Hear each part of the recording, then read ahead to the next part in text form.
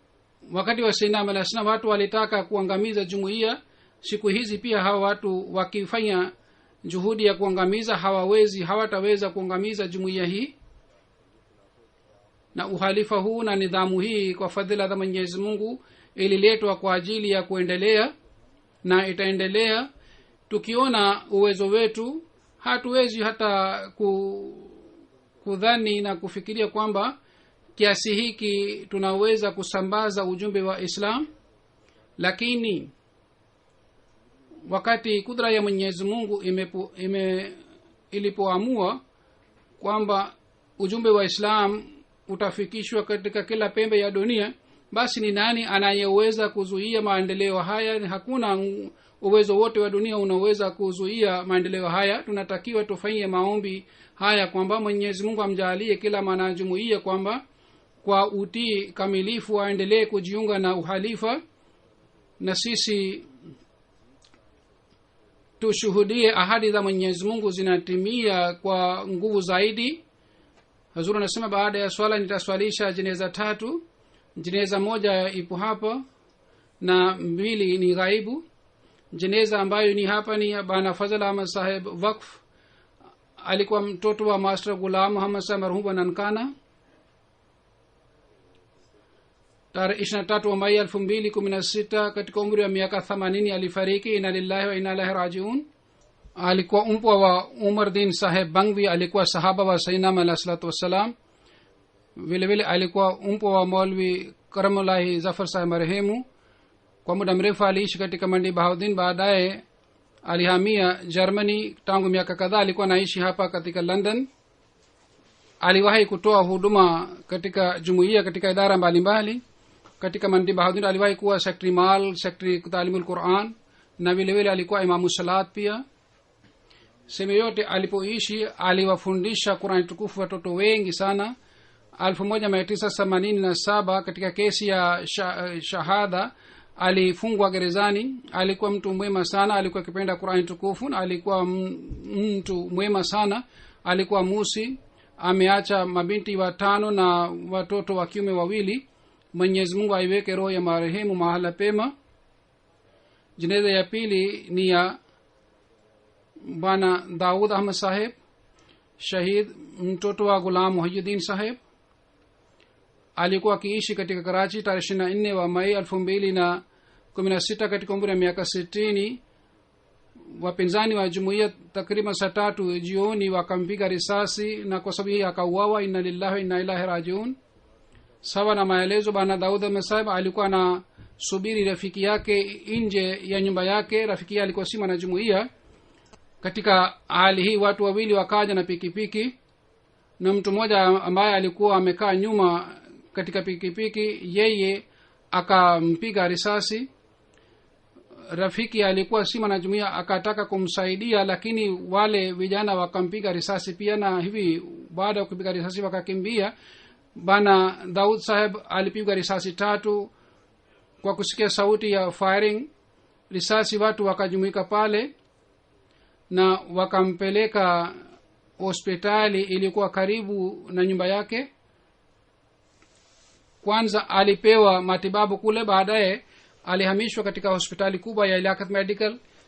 Daktari walifanya operation yake, lakini katikati ya upasuaji wake alifariki kwa sababu risasi iliyopigwa katika tumbo lake na kifua chake ilileta majeraha kubwa sana, na vile vile damu ilitoka sana. Kwa hivyo katikati ya operation alifariki. Inna lillahi wa inna ilaihi rajiun. Rafiki yake ambaye alikuwa si mwanajumuiya, ambaye alipigwa risasi, alipelekwa hospitalini, lakini yupo katika hali nzuri. Jumuiya iliingia katika familia ya shahid marehemu kwa kumpitia babu yake bana Maulvi Alafdin Saheb Achwinda, ambaye alijiunga na jumuiya katika mkono wa Sayyidina alayhi salatu wassalam. Kisha baadaye familia hii ilihamia Rabwa. 1956 bana Qureshi Saheb alizaliwa. Baba yake alikuwa akifanya kazi katika Navy, kwa hiyo akahamia Karachi. Akapata mafundisho yake kule Karachi, na katika ajali fulani alikosa mkono wake mmoja, lakini yeye aliendelea kufanya kazi katika hali hii. Pia alikuwa na sifa chungu mzima, alikuwa mpole sana, alikuwa mpendwa wa watu wote na mwenye imani sana na mtu mwema sana. Baada ya tukio la risasi, watu walipokuja pale kwa ajili kufanya utafiti, kila mmoja alisema kwamba huyu bwana hawezi kupigana na mtu yeyote. Kupigana ni kando, hata alikuwa akiwasaidia wengine na alikuwa akiwasaidia watu wote. Alitoa huduma katika jumuiya. Pia nyumba yake miaka 18 ilitumika kama ni center kwa ajili ya swala. vile vile katika Ansarullah na katika idara mbalimbali alitoa huduma zake. Mtoto wake mmoja anasoma katika Jamia Ahmadiyya katika mwaka wa 4 na watoto wake wengine wawili wapo nje ya Pakistan. Mwenyezi Mungu aiweke roho ya marehemu mahala pema huko peponi na awajalie watoto wake waweze kuendeleza mema yake. Jeneza ya 3 ni ya bana Muhammad Azam Aksir Saheb ambaye tarehe 25 wa Mai 2016 asubuhi katika Rabwa katika umri wa miaka 74 alifariki. Inna lillahi wa inna ilaihi rajiun. Alikuwa mtoto wa Maulvi Muhammad Ashraf Saheb, alikuwa amir wa Bhera na alizaliwa katika mwaka 1942 katika Kadian. Katika familia yake jumuiya iliingia kwa kupitia babu yake ambaye alifanya bayat 1909. alikuwa mjukuu wa Maulvi Muhammad Ismail Saheb Halalpuri na vile vile alikuwa mpwa wa Maulvi Muhammad Ahmad Jalil Saheb. baba yake Maulvi Muhammad Ashraf Saheb pia alikuwa mwalimu wa Waqf Jadid. alisoma mpaka matric, baadaye alijiunga na Jamia Ahmadiyya. 1961 alitoa wakfu maisha yake akajiunga na Jamia Ahmadiyya. alihitimu masomo yake 1969 na vile vile alifanya FA na Maulvi Fazil. pia aliteuliwa katika Nizarat Islah Shah na vile vile katika ofisi mbalimbali. katika wakala Tabshir pia alitoa huduma zake. katika Nizarat Talim al-Quran pia alifanya kazi. katika eneo mbalimbali alifanya kazi kuwa mbashiri katika Islah Irshad Maqami.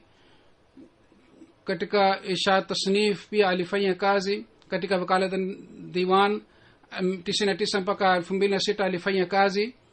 2006 mpaka 2008 alikuwa katika wakalat Irshad. 2008 mpaka mwisho wa uhai wake alikuwa kiongozi wa wale wabashiri ambao wanasoma wanapata elimu zaidi katika idara mbalimbali. kwa fadhila za Mwenyezi Mungu alikuwa mbashiri mzuri na dai ilallah. aliandika vitabu kadhaa na alitoa huduma zake katika idara ya Ansarullah pia, na alikuwa akifanya maombi sana. Mwenyezi Mungu aiweke roho ya marehemu mahala pema huko peponi. ameacha mke, mabinti 3 na mtoto mmoja. mtoto wake anaishi hapa na yeye hakuweza kwenda katika jeneza ya baba. Mwenyezi Mungu awajalie watoto wake na mke wake subra sana, vile vile awajalie waweze kuendeleza mema ya baba yao. Amin.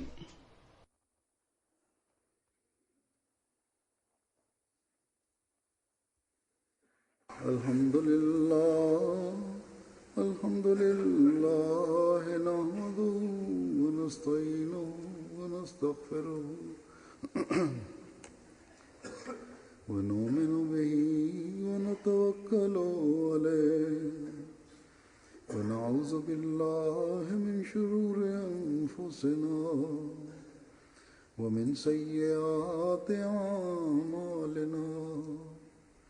من يهده الله فلا مضل له ومن يضلل فلا هادي له ونشهد أن لا إله إلا الله ونشهد أن محمدا عبده ورسوله.